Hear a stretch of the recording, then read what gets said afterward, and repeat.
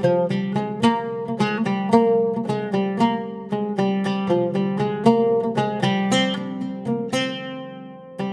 இன்னைக்கு ரொம்ப டேஸ்டியான முட்டை கிரேவி எப்படி செய்கிறதுன்னு பார்க்க போகிறோம்.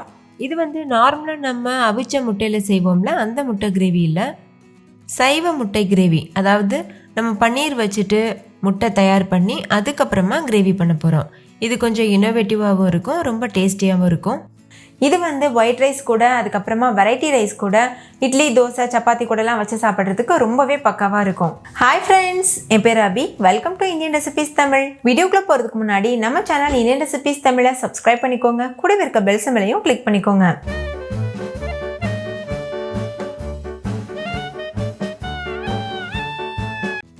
ஃபஸ்ட் இந்த ரெசிபி பண்ணுறதுக்கு ஒரு மிக்சி ஜார் எடுத்துக்கோங்க. அதில் 200 கிராம் அளவு பன்னீர் சேர்த்துக்கோங்க.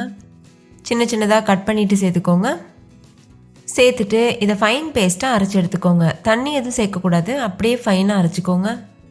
பாருங்கள் எந்த அளவுக்கு நைஸாக இருக்குது. இதை வேறு ஒரு பிளேட்டுக்கு மாற்றிக்கோங்க. இது கூடவே வேக வச்ச உருளைக்கிழங்கையும் இது போல் நைஸாக அரைச்சிட்டு சேர்த்துக்கோங்க. 2 மீடியம் சைஸ் அளவு உருளைக்கிழங்கு எடுத்து நல்லா வேக வச்சுட்டு தோலை உரிச்சிட்டு இது போல் அரைச்சிட்டு சேர்த்துக்கோங்க. நீங்கள் மசிச்சு கூட சேர்க்கலாம்.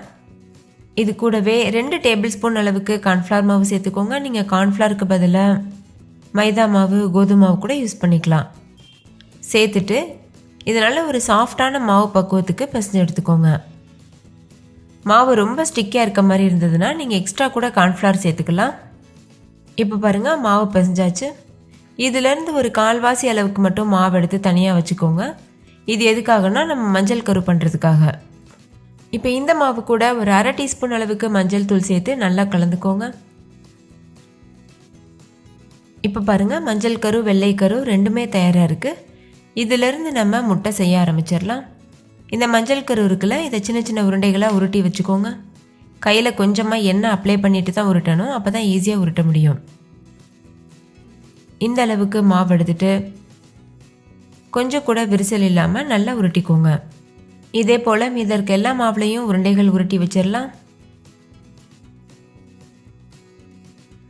இப்போ பாருங்கள், 6 உருண்டைகள் கிட்ட கிடச்சிருக்கு. இது ஒரு ஓரமாக இருக்கட்டும். அடுத்து கையில் கொஞ்சமாக எண்ணெய் அப்ளை பண்ணிவிட்டு இந்த மாதிரி இந்த வெள்ளைக்கரு மாவு இருக்குல்ல, அதிலிருந்து ஒரு உருண்டை எடுத்துக்கோங்க. இந்த மாவு கொஞ்சம் நிறையாவே எடுத்துக்கோங்க, ஏன்னா நம்ம இது உள்ளே தான் ஸ்டஃபிங் வச்சுட்டு மூட போகிறோம். இதை லேசாக இது போல் பிடிச்சிக்கோங்க.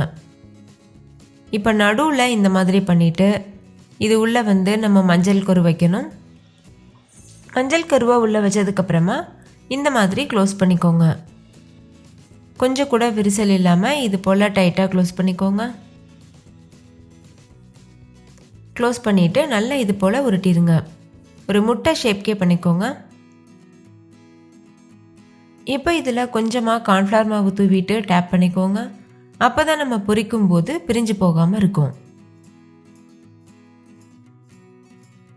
இதே போல் மீத இருக்க எல்லா மாவுலையும் நம்ம முட்டை தயார் பண்ணி வச்சிடலாம்.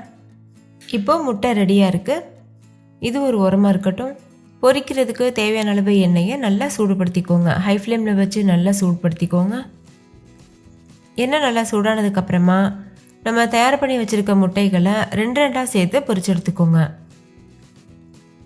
ஒரே நேரத்தில் எல்லாத்தையும் சேர்த்துட வேண்டாம், 2 மட்டும் பொரிச்சுக்கோங்க. 2 பக்கம் திருப்பி விட்டு நல்ல ஒரு கோல்டன் ப்ரௌன் கலர் வரது வரைக்கும் பொரிச்சுக்கோங்க. ஸ்டவ் மீடியம் ஃப்ளேம்லேயே இருக்கட்டும்.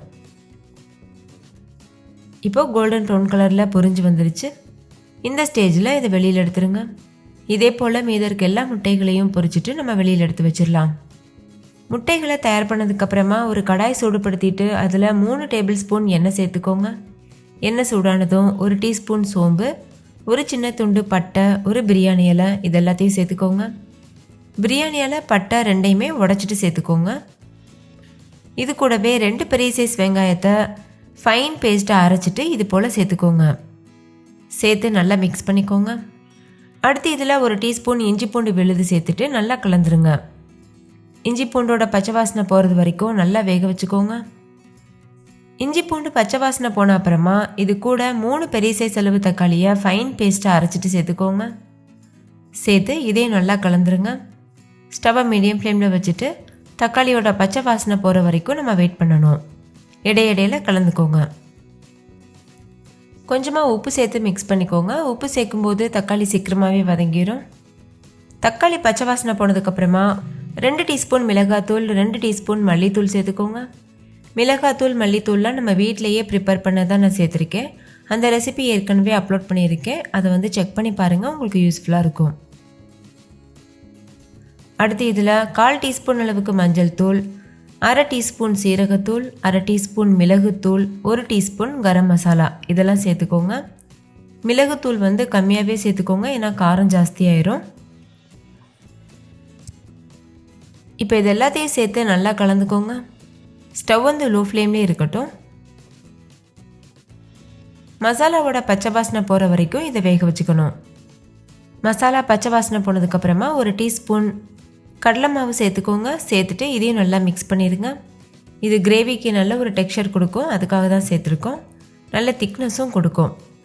இப்போ இதெல்லாத்தையும் சேர்த்து நல்லா மிக்ஸ் பண்ணிவிட்டு எண்ணெய் பிரிஞ்சு வர வரைக்கும் வேக வச்சுக்கோங்க. இப்போ பாருங்கள், நம்ம சேர்த்துருந்த எண்ணெயெல்லாம் வெளிவிட்டு கிரேவி வந்து நல்லாவே தயாராக இருக்குது. இந்த ஸ்டேஜில் தேவையான அளவுக்கு தண்ணி சேர்த்துக்கோங்க. நான் 2 கப் அளவுக்கு தண்ணி சேர்த்துக்கிறேன்.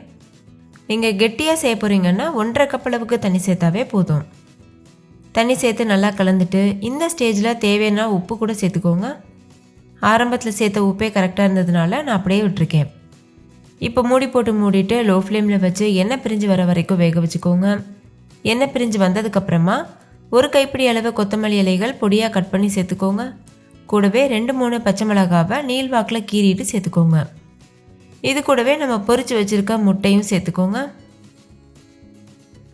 சேர்த்துட்டு நல்லா கலந்துட்டு மூடி போட்டு மூடிட்டு ஒரு நிமிஷத்துக்கு மட்டும் வேக வச்சுக்கோங்க போதும். ரொம்ப நேரம் வேக வைக்கக்கூடாது, ஏன்னா நம்ம சேர்த்துருக்கிறது பன்னீர்ன்றதுனால ரொம்ப நேரம் வேக வச்சிங்கன்னா சீக்கிரமாகவே கெட்டியாயிரும். சாஃப்டாக இருக்கிறதுக்காக 1 மினிட் மட்டும் வேக வச்சுட்டு ஸ்டவ் ஆஃப் பண்ணிடுங்க. அப்போ தான் பன்னீர் நல்லா சாஃப்டாக ஜூஸியாக இருக்கும்.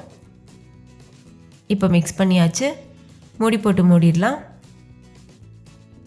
அவ்வளோதான், 1 நிமிஷத்துக்கு அப்புறமா சர்வ் பண்ணிடலாம். டேஸ்டியான வெஜ் எக் கறி சூப்பராக தயாராகிருச்சு. நீங்களும் கண்டிப்பாக ட்ரை பண்ணி பாருங்கள்.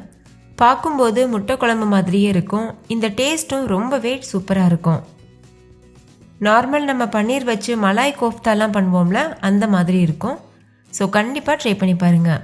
இந்த கிரேவியோட டெக்ஸ்சர் பாருங்கள் எந்த அளவுக்கு சூப்பராக இருக்குது. இதை நீங்கள் ரைஸ் கூட சப்பாத்தி கூடலாம் வச்சு சாப்பிடலாம். ரொம்ப ரொம்ப அட்டகாசமான காம்பினேஷனாக இருக்கும். ஓகே ஃப்ரெண்ட்ஸ், இந்த முட்டை கிரேவி உங்களுக்கு ரொம்ப பிடிச்சிருந்தா லைக் பண்ணுங்கள், உங்கள் ஃப்ரெண்ட்ஸ் கூடயும் ஷேர் பண்ணுங்கள். நீங்களும் வீட்டில் செஞ்சு பார்த்துட்டு டேஸ்ட் எப்படி இருந்ததுன்னு கமெண்ட்டில் சொல்லுங்கள். தேங்க்யூ, பாய்.